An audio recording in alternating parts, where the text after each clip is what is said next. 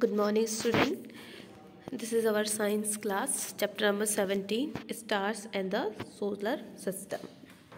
ठीक है, तो हमने जो इस चैप्टर में थोड़ा सा इस चैप्टर के बारे में इंट्रोडक्शन दे दिया है, जिसमें जो है स्टार्स एंड सोलर सिस्टम के बारे में पढ़ना है। तो स्टार्स हमने बताया था कि जितने भी जो आपके स्काई में जो देखते हैं अपन स्टार्स, मून, तो ये सारे जो सन, ये सब हमारे क्या हैं, सेलेस्टियल ऑब्जेक्ट हैं। ठीक है, और सेलेस्टियल ऑब्जेक्ट में जो ऑब्जेक्ट अपनी लाइट खुद इमिट करते हैं, that object emit their own light, that is known as star. ठीक है, तो ये हमने बताया था कि स्टार क्या करते हैं, अपनी लाइट खुद इमिट करते हैं, तो उसको हम क्या कहते हैं, स्टार। ठीक है, तो यही चीज़ हमने बताया स्टार के लिए, ठीक, कि आपका क्या होता है, जो अपनी लाइट जो है खुद इमिट करते हैं, तो उसको ही हम क्या कह रहे हैं, स्टार्स। ठीक है, तो ये हो गया, ये हमने सेलेस्टियल ऑब्जेक्ट की बात की थी। अब मून की हमने बात की थी। मून क्या है, मून आपका ऐसा सेलेस्टियल ऑब्जेक्ट है जो कि अपनी लाइट खुद इमिट नहीं करता है ना, तो ये स्टार नहीं है।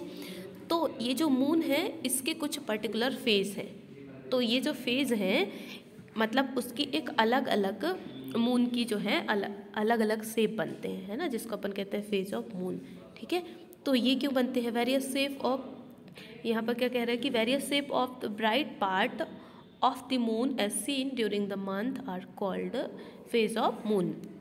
तो ये क्यों हो रहा है, क्योंकि अभी अपन देखेंगे यहाँ पर, देखिए जैसे यहाँ पर जो सन की जो लाइट है मून के जिस पार्ट में पड़ेगी, रिफ्लेक्ट होगी, और रिफ्लेक्ट होने के बाद वो जो है हमें शो होगी, तो वही पार्ट जो है हमें दिखाई देता है ना।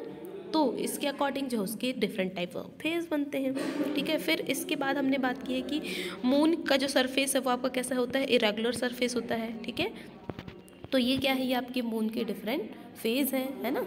ये देखिए यहाँ पर डिफरेंट फेज यहाँ पर देखने को मिल रहा है ना, कि हाँ आपके अलग अलग फेज ये सनलाइट के रिफ्लेक्शन के थ्रू जो है ये डिफरेंट फेज ये बनते हैं। ठीक है, तो जस्ट लाइक यहाँ पर ये आप देख सकते हैं, ये आपका मून का फर्स्ट पार्ट है ना, फिर उसके बाद सेकंड, फिर ये थर्ड, फिर ये आपका क्या जाएगा, ये पूरा फुल मून, फुल मून के बाद फिर ये क्या है, ये हाफ मून, हाफ मून के बाद जो 1/4 वाला पार्ट है ये, है ना, फिर उसके बाद ये जो मून का लास्ट वाला पार्ट होता है जिसे अपन क्रिसेंट मून, है ना, ये कहते हैं। ठीक, तो ये आपका ये पार्ट है। इस तरह से मून के डिफरेंट फेज जो है हमें दिखाई देते हैं।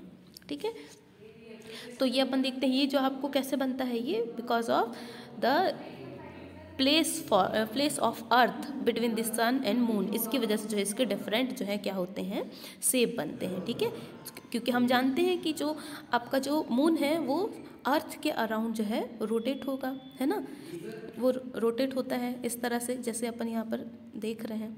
ठीक है, तो इस तरह से ये जो रोटेट करेगा, तो जिस जिस पार्ट में जो है सनलाइट पड़ेगी मून के, उसी पार्ट में जो है हमें वो ब्राइट दिखेगा, और उसके बाद वो डिफरेंट उसके शेप दिखाई देंगे, है ना। जैसे अभी हमने जस्ट इससे पहले वाली पिक्चर में देखा, ये यहाँ पर आप देखिए इस तरह से इसमें क्या हो रहा है कि मिडल में हमारा क्या है, ये अर्थ है। ठीक है, और ये आपका यहाँ है सन।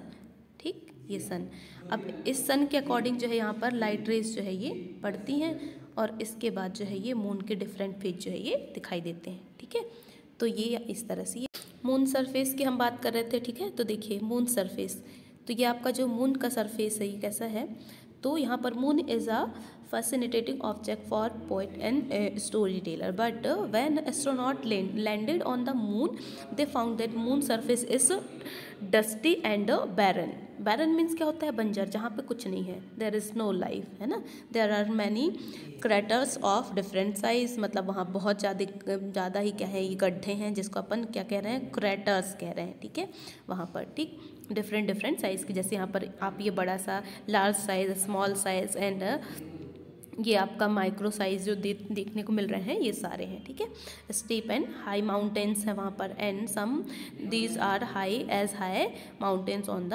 अर्थ, और ये इतने हाई हैं जैसे कि माउंटेन्स जो होते हैं अर्थ में उसके जैसे ही ये हाई हैं। ठीक, तो ये हो गया। अब नेक्स्ट अपन एक इंटरेस्टिंग चीज़ बात करते हैं। इंटरेस्टिंग क्या है, ये है कि जो मून के बारे में है ना, कि कब ऑन जुलाई 21, 1969 में जो इंडियन टाइम के अकॉर्डिंग अमेरिकन एस्ट्रोनॉट जिनका नाम है नील आर्मस्ट्रॉन्ग, वो landed on the moon for the first time.